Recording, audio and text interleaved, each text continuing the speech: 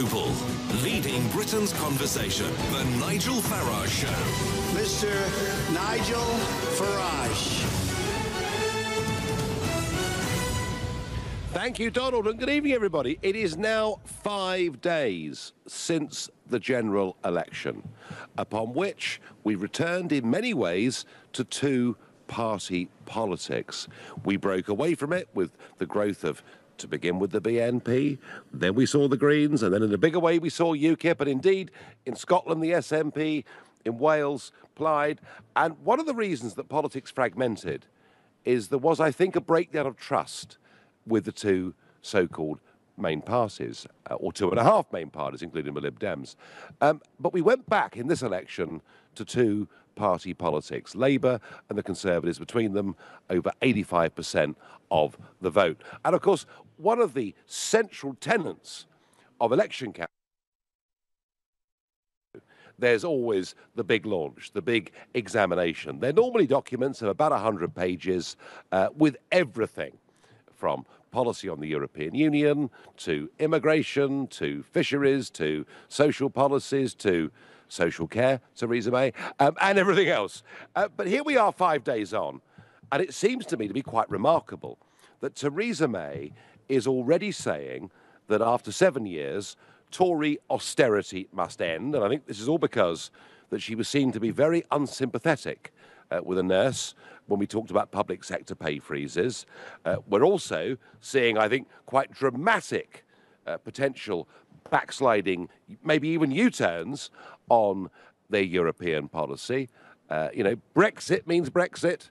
Seems a long time ago, as we now hear about talk perhaps of a different deal with the single market. And believe me, folks, it won't be very long before we're told that the third Tory manifesto in a row promising net migration will be cut to tens of thousands a year, we'll be told, oh, well, actually, that is unachievable.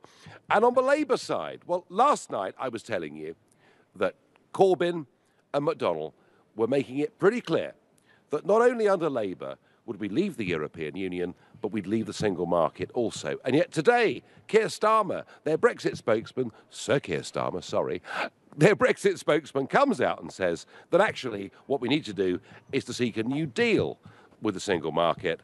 And as for the Lib Dems, well, who can forget Nick Clegg?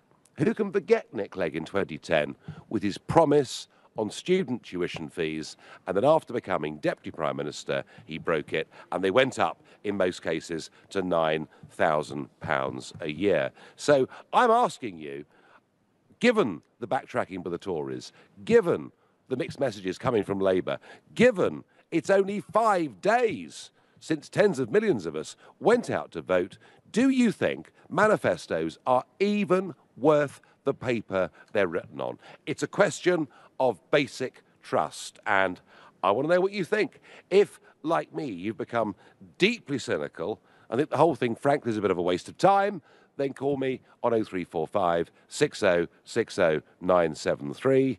If you perhaps think, no, I've got great trust. I voted for Corbyn or May because I believed in what they said and I still think they'll do it, well, of course, you can text me on 84850.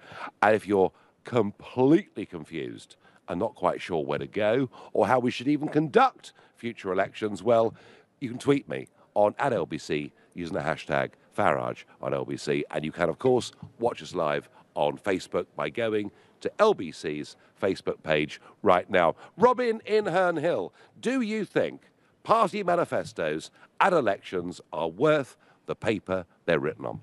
No, they're not, because the ineptitude of the costings, like Corbyn said that free hospital car parking in England would cost 162 million, when in fact even the BBC said it would cost 192 million.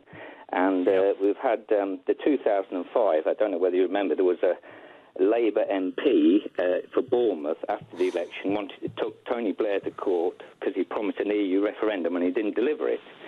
And the judge said, well, manifestos can mean what the parties want them to mean. Well, I doubt, Robin, it was a Labour MP from Bournemouth, because they've been pretty Tory for a long time. But I do remember this. There was this challenge, wasn't there, over could you be sued for not carrying out a manifesto? And I think the answer was, well, circumstances can change and therefore manifestos can. And I get that, Robin, as I'm sure you do as well. But when they ask for our votes, are they being sincere, or is the whole thing a completely cynical exercise? Well, no, I mean, the only person who seems to be keen on manifestos is Andrew Neil, who deserves a medal, because he's the only one who grilled them on their manifestos. But nobody else seemed to do anything. I mean, it was abysmal. This thing with the pension, the death tax, I mean, that was originally introduced by that dreadful man Tony Blair in 1997. At 23,000, but Theresa May seems to think that houses cost £100,000 when they cost £240,000. Well, actually, the manifesto, in many ways, was that day was the high point of the Tory campaign. They were, was it 24 points ahead in some polls? The manifesto came out, and it went downhill ever since, didn't it? Mm. So I would like to see them independently costed, and maybe even some form of law things. I mean, maybe Keir Starmer can help, because he's part of a law firm that specialises in stopping Brexit. I believe. Well, can I say, allegedly? Can I say, Robin, and this is with some degree of personal pride, that in 2015, the UKIP General Election Manifesto, which was project managed by Suzanne Evans, who I'm sorry to say is undergoing treatment now for breast cancer, but it looks to be okay. But Suzanne project managed that, and UKIP produced in 2015 the first, and I was leader, the first ever manifesto in the history of British politics that was independently costed by a third party. We got the IFS to do it, and the Times of London said we'd set the gold standard for manifestos. And the bizarre thing was, this time round, Labour and the Lib Dems put out costed manifestos. Yes, sure, some debate, but costed manifestos, and the Tories didn't even bother. So I do at least think that when it was my turn to lead a party into a general election, we did at least try to get third-party endorsement for the sums that we put forward. But, Robert, in terms of them being legally binding, that could never happen, could it? Well, I mean, I put out my leaflet. I stood as an independent again. Did you? Yeah. And I costed all my promises, and I put the sources of where I got the costs from. Okay, well, look, good. I mean, you know, that is an attempt to engage in honest politics. But is the whole exercise, frankly, of party manifestos now being seen by the public? And bear in mind, Robin, we're just 5 days on from this general election. It is looking a bit like a charade, isn't it? It is. Also, another thing you might ponder is that I've been told that certain university students have voted twice. Is there any truth in that? I am getting reports back again and again and again from people who are registered to vote by post at their home address, but also registered to vote where they're, you know, in halls of residence or whatever at their universities. I don't want to rush to judgment. The evidence I've been given so far, you know, it's coming in emails, it's coming in letters and messages that are coming into me.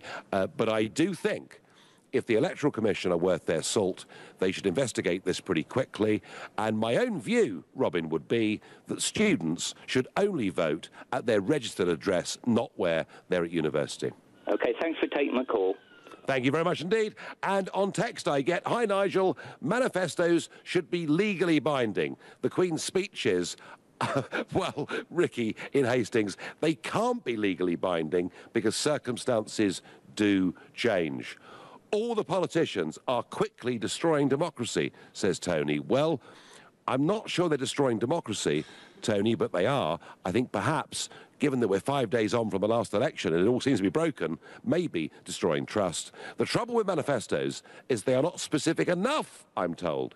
In the most recent election, the main parties did not set out details of how they would tackle Brexit. The most important question for our country right now, that's Ollie in Basingstoke. Karen says on Facebook, you can't trust manifestos when the Tories write them. Karen, I agree with you, but I would extend it more broadly than just the Tory party. Darren says, no, manifestos are worthless, as politicians never keep their word. And Theo says, Prime Minister May should be gone by Christmas. Well, we will see. There are, apparently, we heard last night from a 1922 committee that the party is now solidly behind her. So that's all right then. Richard in West Malling, are these manifestos worth the paper they're written on? Well, obviously not. Fiona Hill and Nick Timothy wrote that manifesto, it seems, took one for the team and then quit the job. But at the same time, Theresa May must have either been complicit in that manifesto or too dim to see what sort of damage it would do to their position. Now, since that's happened, we've seen a reshuffle and we've seen her, basically try and get as many Remainers in place as she can. That's not Brexit means Brexit, is it? I mean, that's something else. That means backpedal means backpedal. Now, how do we hold these people to account for doing this? And not only are people going to lose faith in the Conservative Party, but people are just going to lose faith in party politics full stop, because you just can't believe anything. Well, Richard, it's just not worth voting, is it? I said at the top of the hour that politics before this election had been fragmenting for several general elections. People have been going to different parties, and I've no doubt that one of the reasons that UKIP grew in the way that it did over those years is because people had simply lost trust and faith in the so-called major parties. But this election saw us return to two-party politics, and my sense is Richard, 5 days on from this election, I think people are going to get disenchanted very, very quickly indeed. It looks like a cynical exercise of telling the punters what you think they want to hear without any genuine intention of meaning it. I mean, how could the Tories, for the third time in a row, have promised to cut net migration to tens of thousands a year, Richard? Well, there you go. So where does that leave us? Where does that leave the people that have campaigned, posted leaflets, voted to leave the EU, been promised that we would leave the EU? Where does that leave us? How are we going to get out of it now? There was a caller last night that came on to us and said that he felt like we climbed Everest and now we were starting again from the bottom. I don't think it's as bad as that. I think we will leave the EU, we will leave the Treaty of Rome, but what is clear to me is that Mrs May's strident Brexit means Brexit position now is virtually worthless. Richard, I thank you very much indeed for your call. Right now you're listening to the Nigel Farage Show, exclusively on LBC. It's 7:15. I cannot in my lifetime remember a general election where within 5 days of the result, there has been so much backtracking, backsliding and shifting on parties' manifesto commitments. And I think this is really bad news for that link of trust between voters and those that govern us and represent us in Parliament. I'm asking you, are these manifestos worth the paper they're written on? Well, one person who really does believe in his manifesto, and this may surprise some of you. Now, whether you like Donald J. Trump or not, and I can hear some of you throwing your cup of tea at the radio as I speak, but whether you like him or not, the last time I saw the president, and we had dinner, I was there with some of his family, some of his friends, and he was clearly having a tough time. There were judges, members of Congress, doing their utmost to stop him. What they were trying to stop him from doing was carrying out his manifesto. And the abiding memory I will have of that particular meeting is his absolute determination in the face of everything to keep what he saw as his promise to the American people. I was elected to do these things. I'm going to do my damnedest to do them. And you know what? Whether you agree with his politics or any politician that wants to carry out their manifesto, isn't that better? Isn't that more honest? Isn't that more sincere than what we've seen in British politics in the last 5 days, which I think is the most disgraceful display and breach of trust I've ever seen in my lifetime? That's how I feel about it. I wonder how Seamus in Watford feels about all of this. Seamus, good evening. Good evening, Nigel. First of all, it's a pleasure and honour to talk to you. I'm extremely humbled. Things I want to talk about is the 1997 Labour manifesto, where Labour where Labour pledged, and I think it's on Migration Watch's website, that every country's got the right to tightly control their borders. And then I think within 30 days they repealed the primary purpose rule. Then obviously there was the Andrew Neither revelation, which I believe you were castigated and vilified on Question Time for talking about. I seemingly recall. And then additionally, I think in 2010, please correct me if I'm wrong, but Mr Cameron's Tory manifesto didn't mention gay marriage. I'm not here to talk about the merits of it. I'm just talking about the fact that there was nothing in there. Then all of a sudden he just springs it out of the blue, trying to be some kind of a latter-day Roy Jenkins. Yeah, I mean, the 1997 manifesto from Labour was very cleverly worded, that every country has the right, but it has the right to control it as it sees fit. So I don't think you can actually do Tony Blair over on that one. I thought the gay marriage thing was really interesting, in that, as you say, there wasn't a whisper of it in the 2010 Conservative manifesto.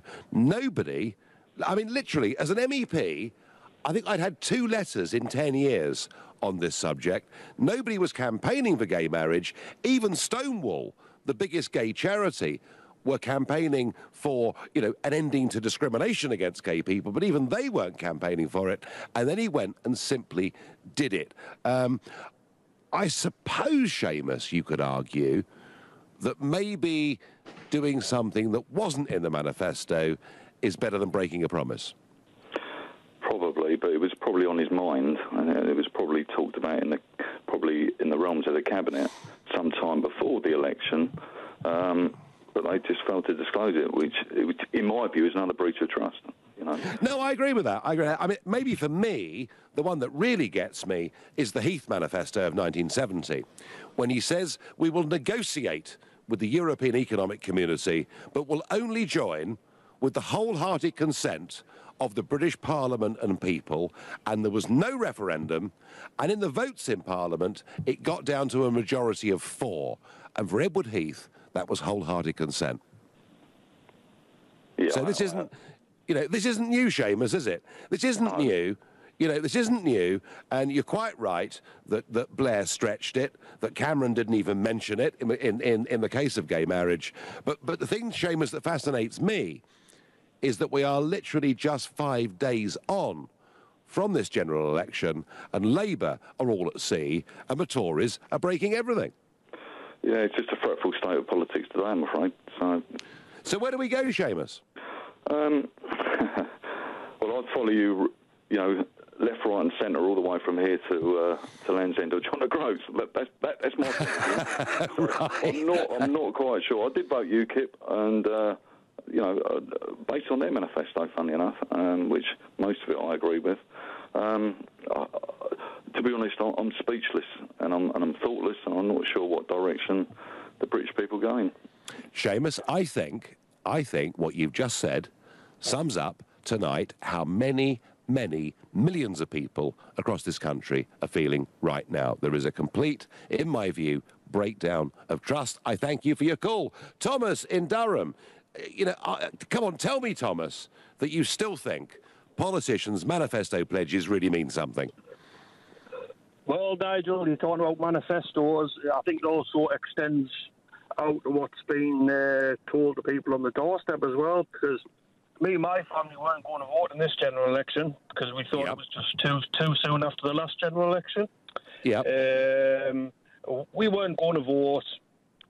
Somebody from the Labour Party came to our door, basically said, "Are you going to vote?" We said, "No, we're not voting at all, and we don't like Corbyn." And they said, "Well, make sure you vote for Labour, your Labour candidate, and Corbyn will definitely be gone after the election." He's still there. He is still there. So that's a very... as far as Nigel, all those Labour candidates around the country who told people on the doorstep, "Vote for me, Corbyn will be gone after the election," should stand down, because they're the only reasons why they kept their vote share, because they told us, "Vote for me and Corbyn will be gone." So, Thomas, you were done like a kipper, weren't you? Yep. Absolutely con, Nigel. Absolutely con. I shouldn't laugh. Busted. Yeah. I know they don't trust a Tory, But I tell you what, I'll never trust Labour ever again after what we were told on the doorstep. Never again, Nigel. We'll never fall for that trick ever again. Thomas, absolutely heartfelt, and I thank you for your call. Chris tweets me, the problem with manifestos is they're so long and nobody reads them except for journalists who focus on controversial points. Well, Chris, I made the point earlier, these manifestos are normally about 100 pages long. Paul says, if I didn't do what I was required to do in my job, I wouldn't get paid. So if manifestos are not carried out, the parties shouldn't. Interesting point of view. By text I get, Nigel, you're so cynical. Surely you trust in Father Christmas. After all, he wrote the Labour manifesto, says Richard in Sussex. Despite Theresa May's result, I believe she is honest and will do what she can. That's why I like her. When I used to, in the old days, laugh at the Tories, says Chris in Northern Ireland. And Susie on Facebook says, the trust has gone. I see the two major parties as deceitful liars. We voted Leave. We won. And now it's being dragged out. I have no faith.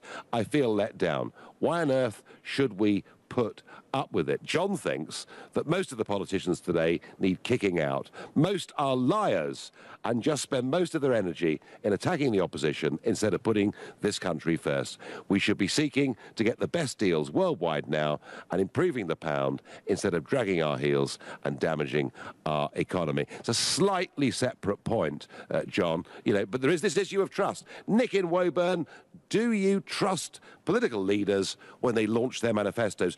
Do you, Nick in Woburn, ever read their manifestos? Well, I read the main crux of them, but in answer to your question, without being quite as cynical as you are, no, you can't. No, you can't trust manifestos for the simple reason they can lay out their main broad ideological strategy, but you can't trust them on the financial side because it will all depend on the amount of economic growth, what's happening in the world, international money markets and everything else. So while you're being very holier than thou, Nigel... No, I'm not. No, I'm not. Where was the actual manifesto for the Leave campaign? Where was the actual manifesto that... Well, Nick, it wasn't. Brexit, Nick, things like that. Yeah. Well, Nick, there didn't need to be a manifesto in the referendum because the referendum wasn't a party pledging to be in government. What it was about was saying, should we stay or should we leave? Surely that's fair enough, isn't it? Yeah, but both those binary choices needed some explanation about if whichever way they went had some kind of strategy or manifesto pledges about what we do over the single market and things like this.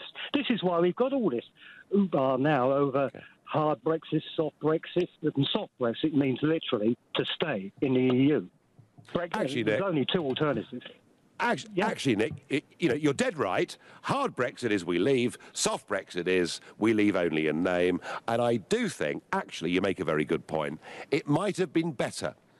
It might have been better if the Electoral Commission had said to both camps, tell people what your future vision for the country is. They didn't do it. And I think you actually have a very fair point. Nick, I thank you. Nick thinks I'm too cynical. But hey, guys, it's only 5 days since the general election, and it all appears to be being broken in terms of their manifestos. You're listening to the Nigel Farage Show, exclusively on LBC. It's 7:30, and well, I'm asking whether manifestos are worth the paper they're written on, given that just 5 days after the general election, both the Labour and Tory ones, well, Labour is confused, and the Tories appear to be breaking much of theirs. You know, Theresa May is now saying that this will be an end to austerity, I think because she was seen to come across as being really rather cold and uncaring towards people in the public sector who've not had pay rises for some years.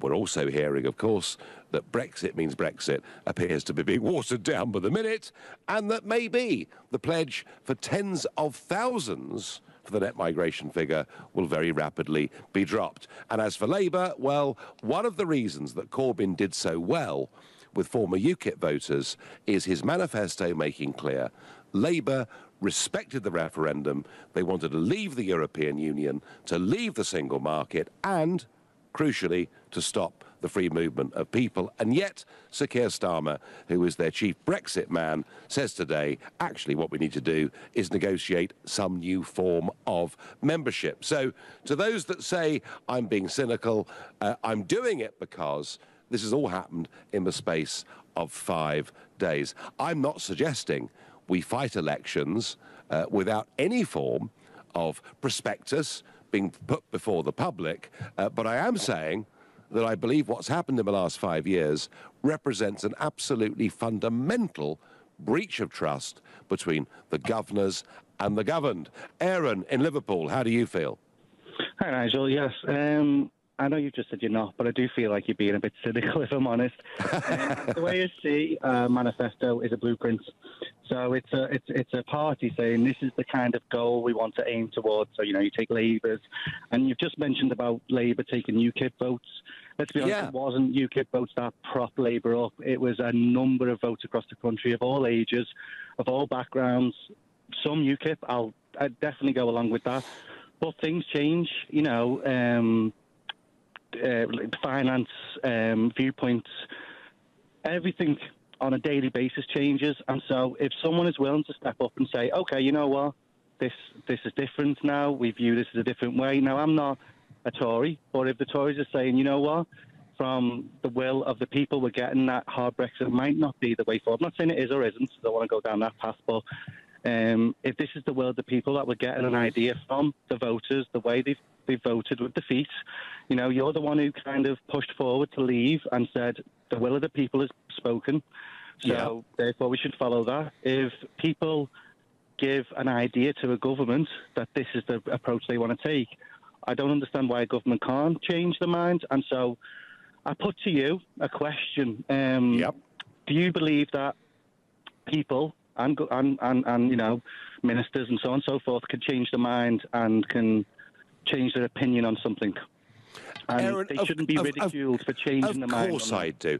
Of course I do. Circumstances change. The world changes. I get that. Finance changes. You know, economies have periods of growth.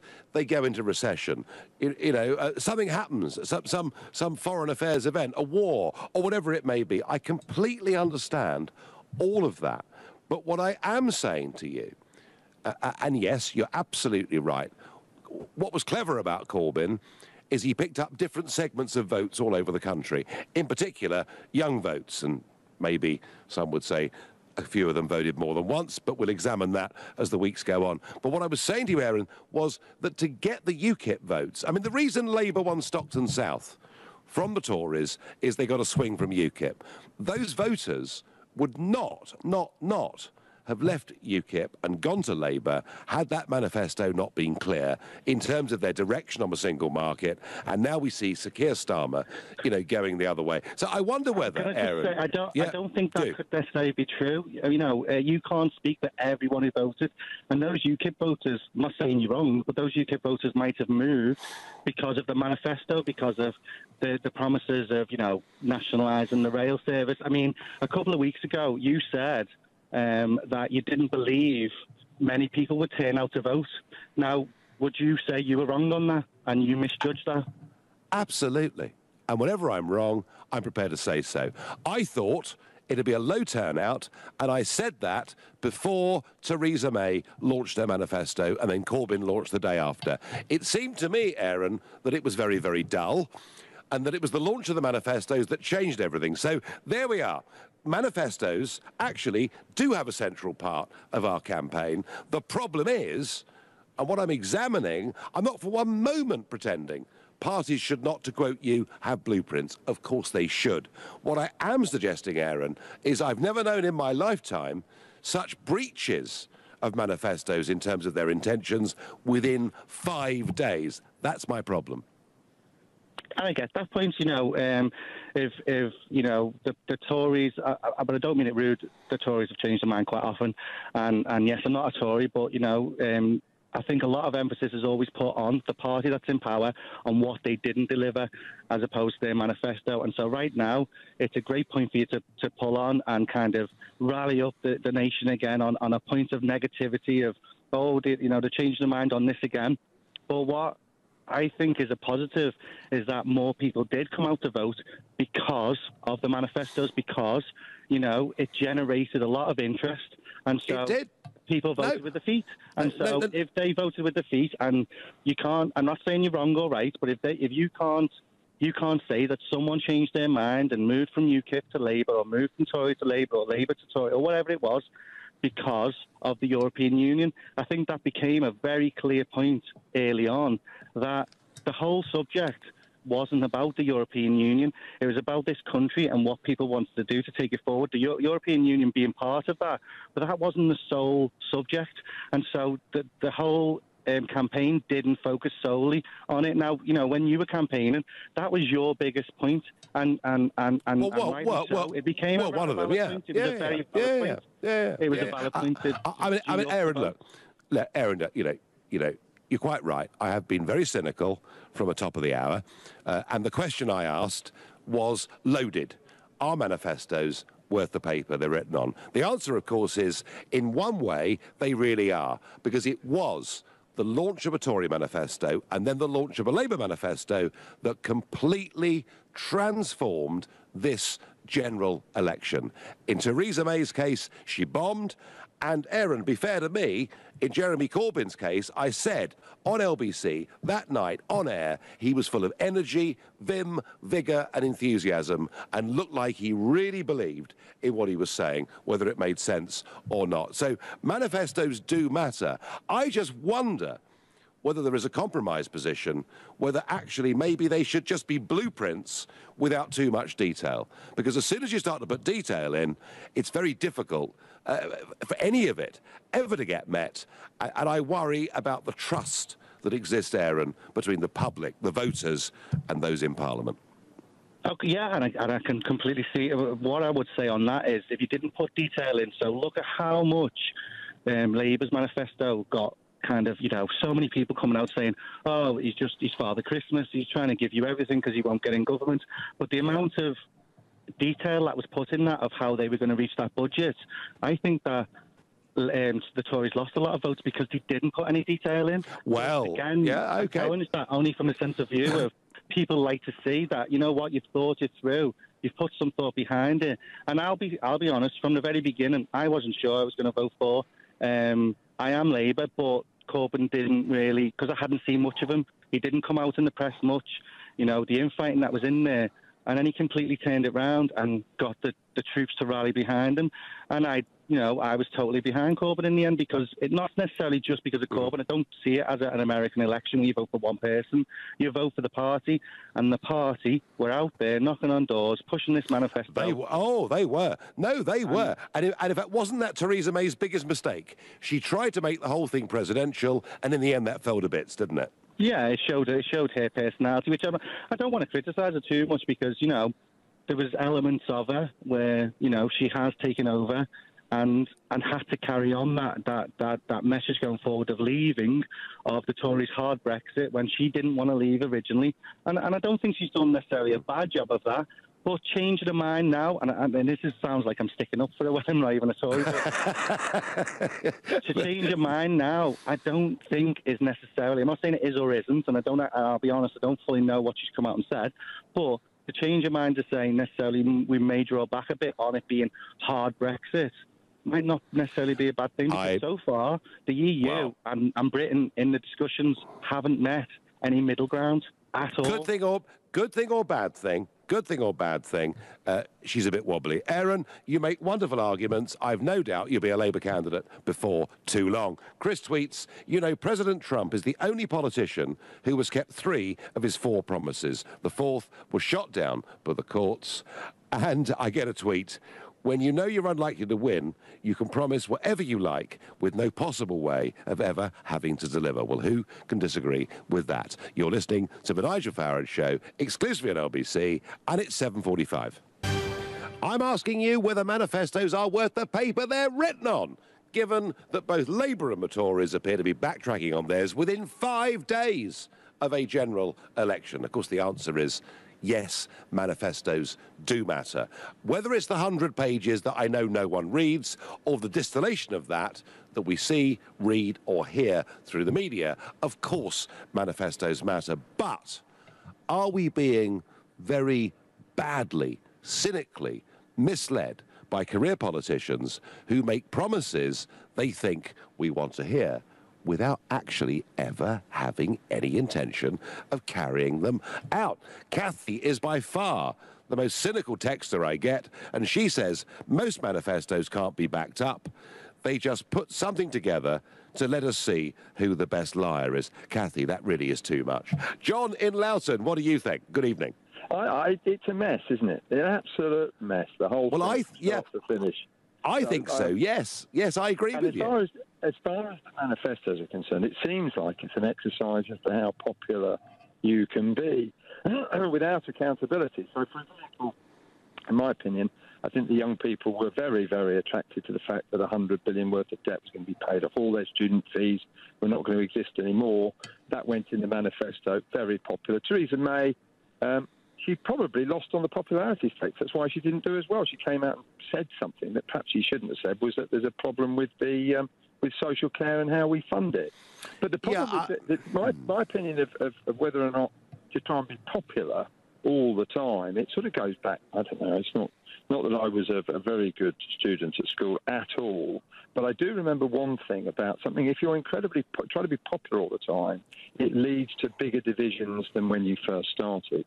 Populism leads to polarization. And you look at Latin America, and I believe that that's exactly what happened over there. All the political institutions collapsed. No one trusted any of the politicians. People were trying to be popular to get in, and then they couldn't deliver on their promises. So then they never believed them next month or next time they ever say anything. And it's looking remarkably similar here. We've never been more divided as it's attempted to be popular. It's very interesting, John, that you raised the word populism, because over the course of the last couple of years, populism has been aimed at people like me, people like Donald Trump. We are the populists. It's as if we're really bad, nasty people because we're standing up for a point of view against the establishment. Would it not be fair to say that Jeremy Corbyn fought a populist campaign? Absolutely, 110%. He's I believe, rightly or wrongly, I don't believe he really cares about too much other than a little bit of an anarchistic point of view, and he wants to get his hand on the company's credit card as quickly as he can. That's what it looks like to me. So I think he'd say anything he likes. He doesn't have to back it up. And he's been very popular on the back of it. So, he could have won, John, couldn't he? How about that? And guess what? Funny thing, you think he had one, wouldn't you? And to be honest, it leaves you disillusioned. That's the truth of the matter is. And if anybody ever wanted to be a politician or take this responsibility, I think it's almost a thankless task. I don't blame you at all in standing down and not getting too involved, because I cannot see that there's anybody, when you look around, who, given 10 minutes under scrutiny, will not be very popular very much longer, and as a result will get voted out. It means we'll have election after election and we'll start looking like Bolivia. That's what I think. Well, that's a very graphic description of what the future might be. John, actually, you are right about one thing. I mean, I've been in this place in Strasbourg now for 18 years, which is a hell of a long time. And I do loathe the career politician that says what he or she thinks makes them popular for the next 20 minutes. But equally, I have to be honest, I have met lots of people in politics who are very genuine, very sincere in what they do, work damned hard, work hours and travel, in a way that most people wouldn't even contemplate, and generally are hated by their neighbours, abused in their local pubs. It's not always the easiest game. John, you raise a very good point. That's the last time I'm ever going to be nice about politicians on this programme. Otherwise, they'll be waiting for me outside the studio. Tom in Bow, has our trust been breached within 5 days of us voting for these parties on their manifestos? I don't believe so at all. I think the Labour manifesto has motivated people at a level that's not been seen for an extremely long time, and I don't think they've U-turned on any of it at all. There's a conversation now because of Theresa May's poor decision-making that opens up a different story to talk about Europe. But you're completely on a different wavelength, in my opinion, because this election was not about Brexit at all. As much as you would love to bring every discussion back to Brexit, this was not a vote on Brexit. This was a vote on hope and on alternative ideas versus more of the same. In fact, we're going to take for granted. In fact, we're not going to bother about thinking about a manifesto costing anything. We're going to take it for granted. This is the kind of open goal tap in. And it would only benefit the kind of extreme parties, the extreme end of politics that the likes of you are responsible for. Oh, right. So hang on, if manifestos didn't exist and you could bleat on just about Europe and not talk about any other policy to do with the social... Hang on, Tom. Well, let me agree with you. Suit you very well. Let me agree with you on one point and disagree with you on another.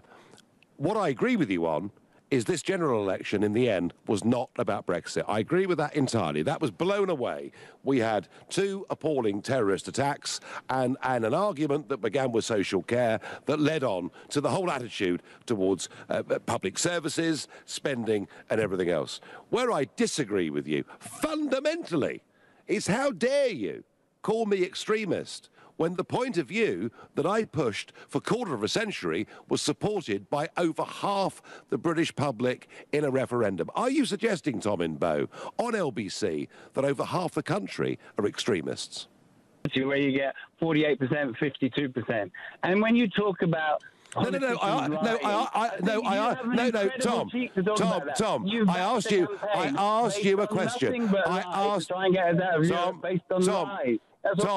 Tom, we had 50 years of lies. I gave you the lie of 1970. Edward Heath saying we wouldn't join the common market without the wholehearted consent of Parliament and the people. We had none of it. From talking about anti-establishment when your whole privileged life is about establishment as you can get. Tom, I tell you what, Tom. I don't know whether you've come on to have a discussion or just to shout, but I'm going to ask you the question that I asked you earlier again. Do you think that 52% of the voting public are extremists because they voted for Brexit?